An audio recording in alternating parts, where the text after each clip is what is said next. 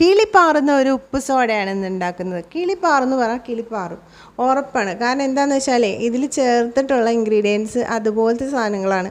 ആദ്യം തന്നെ ദേ ഉപ്പിലിട്ട മാങ്ങയും കാന്താരിമുളകും കൂടി നമുക്കൊന്ന് ചതച്ചെടുക്കാം. ഇത് നല്ല പുളി ഉപ്പും പിടിച്ച മാങ്ങയാണ്.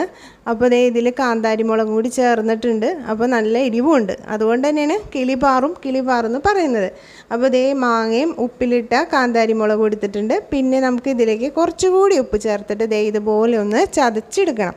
ഇനി നമുക്ക് ഒരു ഗ്ലാസ് എടുത്തിട്ട് ഈ ചതച്ച നമ്മുടെ മാങ്ങയും ഉപ്പും കൂടി അതിലേക്ക് ഇട്ട് കൊടുക്കാം.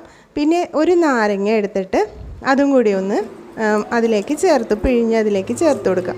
ഇനി നമുക്ക് വേണ്ടത് സോഡയാണ്. അപ്പോൾ അതേ സോഡ ഇതിലേക്ക് കലക്കി ഒഴിച്ചിട്ടുണ്ട്. ഇത്രയേ ഉള്ളൂ, സിമ്പിളാണ്. പക്ഷേ ഇതൊന്ന് കുടിച്ച് നോക്കണം. വളരെ ടേസ്റ്റി ആയിട്ടുള്ളതും അതുപോലെ നമുക്ക് എന്താ പറയുക, നല്ലൊരു ഉണർവും കിട്ടും കേട്ടോ ഇത് കഴിക്കുമ്പോൾ. അപ്പോൾ പിള്ളേർക്ക്